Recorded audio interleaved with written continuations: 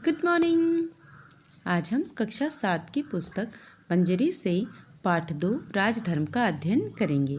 यह एक कहानी है जो जातक कथा से ली गई है। जातक कथा ऐसी कहानियों का संकलन है जिसमें बोधिसत्व के नाम से विभिन्न रूपों में महात्मा बुद्ध के पूर्व जन्मों का उल्लेख किया गया है।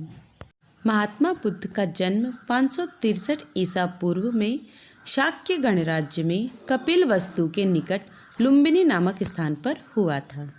इस कहानी में बताया गया है कि किसी राज्य का राजा जैसा आचरण करता है उसका प्रभाव उस राज्य की प्रजा के साथ संपूर्ण पर्यावरण पर भी पड़ता है। हम इस कहानी को चित्रों के माध्यम से समझने का प्रयास करेंगे। तो चलिए अपनी कहानी शुरू करते हैं। ब्रह्मदत्त विवेकशील राजा था। वह सत्यासत्य, उचित अनुचित का सदा ध्यान रखता था। उचित अनुचित, अच्छा बुरा, वह ऐसे व्यक्ति को ढूंढता था जो उसके दोषों को बता सके। प्रशंसा करने वाले तो सभी थे, दोष बताने वाला कोई नहीं मिलता था। अंतःपुर, राज दरबार, नगर, नगर के बाहर सभी जगह लोग राजा के गुणों का बखान करते थे, बड़ाई करते थे, पर उसके अवगुण बताने वाला कोई नहीं था। अवगुण, बुरे गुण, दोष, दुर्गुण। राजा ने सोचा कि जनपद में कोई ऐसा व्यक्ति मिल जाए जो उसके दोष बता सके। अतः वह वेश बदलकर पूरे जनपद में घूमा, जनपद जिला, पर वहाँ भी उसे अपना गुण ही सुनने को मिला, दोष नहीं। फिर वह घूमता हुआ हिमालय प्रदेश पहुँचा। कहाँ पहुँचा? हिमालय प्रदेश।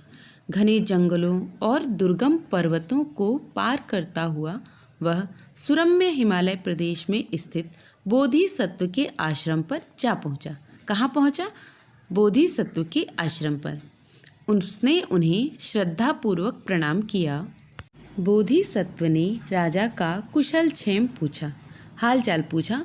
फिर आश्रम में राजा एक ओर चुपचाप बैठ गया। बोधिसत्व जंगल से पके गोदे लाकर खाते थे। ये गोदे शक्तिवर्धक अर्थात शक्ति बढ़ाने वाले और शक्कर के समान मीठे थे। शक्कर, चीनी। उन्होंने राजा को संबोधित कर कहा, महापुण्य, ये गोदे खाकर पानी पियो। राजा ने गोदे खाए और पानी पिया। उसे गोदे बड़े मधुर और स्वादिष्ट लगे। उसने बोधिसत्व से पूछा, भंते, क्या बात है? ये गोदे बड़े मीठे और स्वादिष्ट हैं। महापुण्य, राजा निश्चय ही धर्मानुसार और न्यायपूर्वक राज करता है, उसी से इतने मीठे हैं। राजा के अधार्मिक और अन्यायी होने पर तेल, मधु, शक्कर आदि तथा जंगल के फल फूल सभी कड़वे और स्वादहीन हो जाते हैं। केवल यही नहीं, सारा राष्ट्र ओज रहित हो जाता है, दूषित हो जाता है। राजा के धार्मिक और न्यायप्रिय होने पर सभी वस्तुएं मधुर, शक्तिवर्धक होती हैं और सारा राष्ट्र शक्तिशाली तथा ओजस्वी बना रहता है। भंते, ऐसा होता होगा? यह कहकर राजा अपना परिचय दिए बिना ही बोधिसत्व को प्रणाम कर अपनी राजधानी लौट आया। उसने सोचा, तपस्वी बोधिसत्व के कथन की परीक्षा करूँगा, अधर्म और अन्याय से राज करूँगा, देखूंगा कि बोधिसत्व की बात में कितनी सच्चाई है। और राजा ने ऐसा ही किया। राजा ने क्या सोचा? राजा ने बोधिसत्व के कथन की परीक्षा करने की सोची और सोचा कि वह अधर्म और अन्याय से राज करेगा ताकि बोधिसत्व की बात की सच्चाई पता चल सके।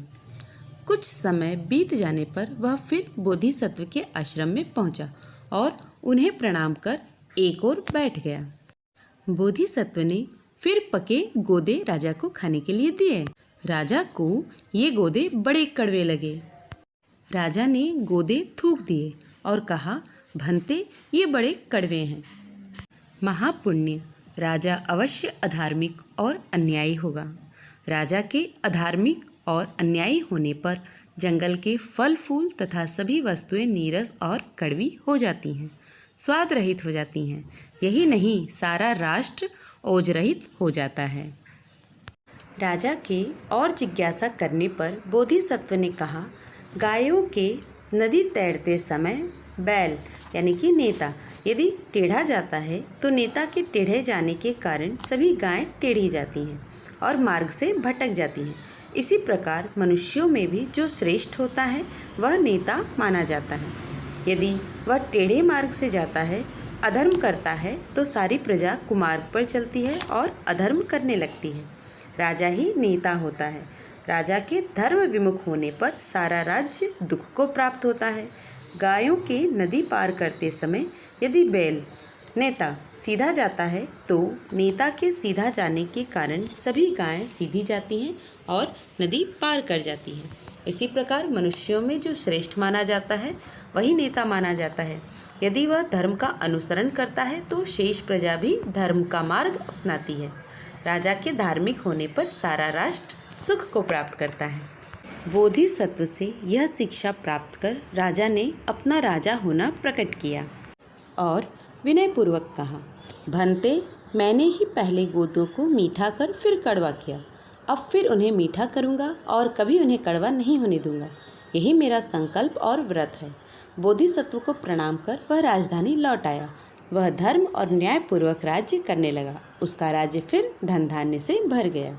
अब इस पाठ में आए कुछ कठिन शब्दों के अर्थ जो आपको अपनी कॉपी में लिखकर याद करने हैं। विवेकशील, विचारवान, सत्यासत्य, सच और झूठ, अवगुण, बुरे गुण, जनपद, जिला, दुर्गम, जहाँ पहुँचना कठिन हो, सुरम्य, सुंदर, कुशलक्षेम, हालचाल, शक्तिवर्धक, शक्ति बढ़ाने वाला, ओज, कांति, जिज्ञासा, जानने की इच्छा, अनुसरण, पीछे चलना, संकल्प, दृढ़ निश्चय, श्रेष्ठ, उत्तम। इन सबको आप कॉपी में लिख लीजिए। अब आपके अभ्यास हेतु कुछ प्रश्न जिसके उत्तर आपको खुद लिखने हैं। पहला प्रश्न, ब्रह्मदत्त कैसा राजा था? राजा वेश बदलकर क्यों घूमता था? बोधिसत्व ने राजा को क्या खाने को दिए? गोदे मीठे क्यों थे? राजा ने अन्यायपूर्वक राज्य करना क्यों प्रारंभ किया? राजा ने क्या निश्चय किया? इन सभी प्रश्नों के उत्तर आपको इस वीडियो को देखकर खुद करने हैं और अगर आपने कर लिया है तो बहुत अच्छी बात है, लेकिन यदि आप नहीं कर पाए हैं तो वीडियो को फिर से देखें और फिर से इन प्रश्नों का उत्तर लिखने का प्रयास करें।